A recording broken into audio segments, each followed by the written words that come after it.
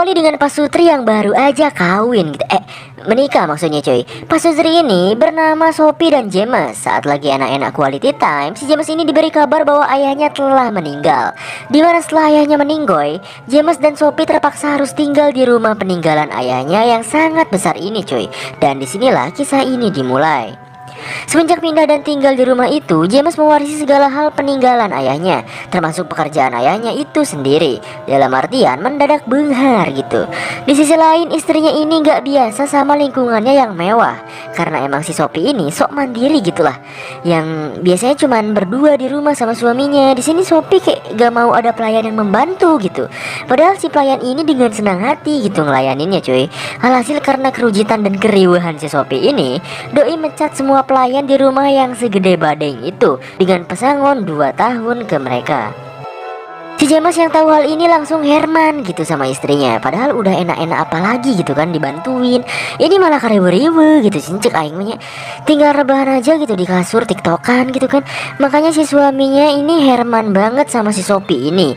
Karena rumah segede Gelora Bung Karno itu gak akan bisa diberesin cuman sendirian doang gitu. Tapi karena si James ini bucin ya udah deh ngalah kan akhirnya. Singkat cerita, saat James sibuk nguli di kantornya, Sophie mendadak nelpon buat minta tolong buat nyalain mesinnya. Dan pada malam hari, James berusaha sampai ngos-ngosan buat nyalain mesin itu, walaupun gak nyala-nyala cuy. Si Sophie bener-bener riwe, rice, dan masih tetap belum terbiasa sama lingkungan. Mulai ngeluh sama si James juga. Padahal dia sendiri gitu yang mutusin buat mecat semua pelayannya cuy. Pada akhirnya James pergi ke sebuah perusahaan pembuat robot modern. Robot-robot ini bener-bener mirip 100% tanpa panu dan borok seperti manusia.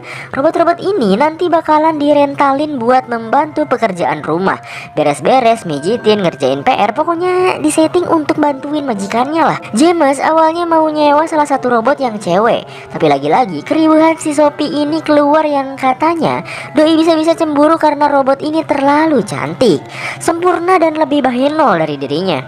Emang tipikal cewek ribuh, tapi sendirinya gak mau diribuhin tuh. Ini nih Sophie gitu anjing. Akhirnya mereka pun ditawarin robot pria bernama Henry untuk dijadikan babu di rumahnya. Pada awalnya si robot Henry ini seperti biasa melayani mereka, kayak nyiapin sarapan, beres-beres, motongin rumput buat dikasih ke Bagong gitu kan. Pokoknya drill babu robot gitu. Lalu ada momen dimana Henry kesengaja ngelihat Sophie pakai baju, dan doi akhirnya disuruh keluar sama si Sophie. Sophie si ribuh ini lagi-lagi ngeluh dan bebacrek sama suaminya kalau dia mulai gak nyaman sama Henry. Sedangkan si James gak bisa lakuin banyak hal karena benar-benar sibuk sama perkuliannya gitu. Hal ini membuat hubungan suami istri mereka agak merenggang. Dan saat hubungan suami istri mereka sedang gak baik, si riwuh ini yang kesepian mulai banyak berinteraksi dan banyak menghabiskan waktu dengan robotnya itu. Di sini Sophie nyuruh Henry buat ngebaca buku tentang perasaan, emosi yang dirasakan manusia, yang dimana hal ini sebenarnya gak boleh dilakukan kepada si robot itu, karena takutnya si robot malah menjelma menjadi manusia gitu kan, dan beradaptasi bahwa ia adalah manusia juga. Saat malam hari, si Sophie ngelihat Henry yang lagi tidur di luar dan tidak menggunakan sehelai benang pun. Henry bilang kalau dirinya bermimpi menjadi manusia. Aneh kan? Masa robot bisa mimpi gitu? Anjir. Lu kira Toy Story anjing, Buzz Lightyear nih. Keesokannya, James dan Sophie merasa agak aneh dan ada yang berbeda pada robot babu miliknya. Akhirnya mereka konsultasi ke pemilik perusahaannya bernama si Julie ini.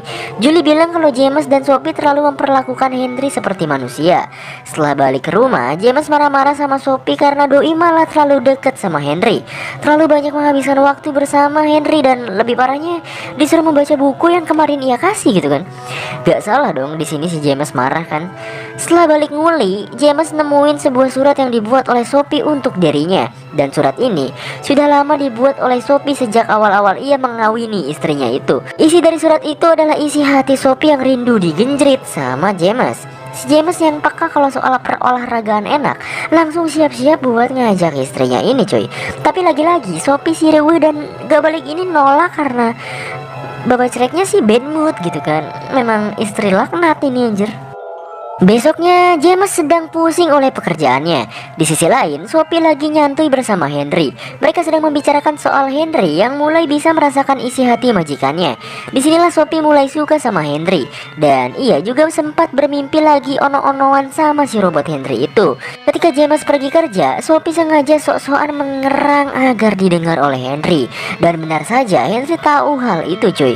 Setelah itu, Sophie meminta Henry untuk menemaninya berenang. Ternyata si James dari tadi merhatiin mereka dan merasa sakit hati dan cemburu gitu. Iya, akhirnya konsultasi lagi ke si Julie. Julie bilang kalau misalnya Sophie beneran suka sama Henry, kemungkinan besar Henry bakalan suka juga sama Sophie.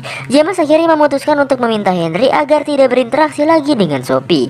Tapi karena Doi adalah robot, Henry pun malah bilang ke si Sophie soal hal itu dan mengakibatkan hubungan Sophie dan James ribut lagi. Dan di sini Sophie mulai meninggalkan rumah. Tinggallah James dan Henry di rumah segede gaban itu berdua cuy. Dan ada satu momen dimana ini bangke banget sumpah anjir. James meminta Henry ngambilin pisau cukurnya kan. Si Henry malah datang kagak pakai itu lagi cuy.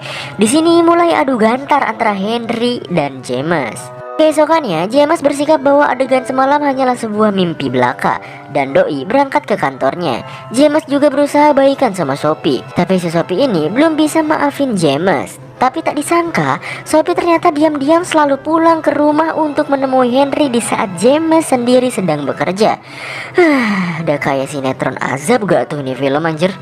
Singkat cerita, saat Henry sedang melayani ono-onoan dengan Sophie, ia nyeletuk bilang I love you yang membuat Sophie kaget. Dimana seharusnya Henry nggak diprogram buat bilang-bilang kayak gitu, apalagi mencintai beneran majikannya kan. Dan disinilah Sophie mulai tahu bahwa Henry sudah melewati batas. Ketika James balik bekerja, Sophie langsung bilang kepada James kalau Henry menciumnya. James langsung tahu kalau sebenarnya Henry sudah kelewatan batas. Dimana jika Henry mencium Sophie, berarti Sophie sendirilah yang menginginkan hal itu. James yang kesal langsung menghajar Henry dan mencabut casan si Henry itu. Besoknya, James dan Sophie menunggu Julie datang buat konsultasi lagi.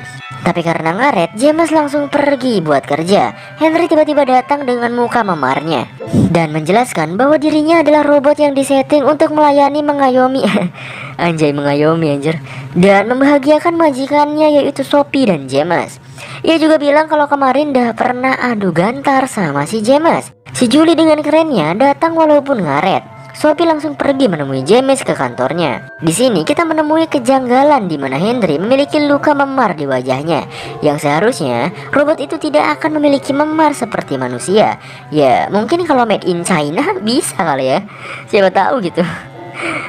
Julie langsung nyuruh Henry pergi ke tempat charger Cinanya. Tapi Henry mulai sadar kalau si Julie udah bohongin Henry selama ini.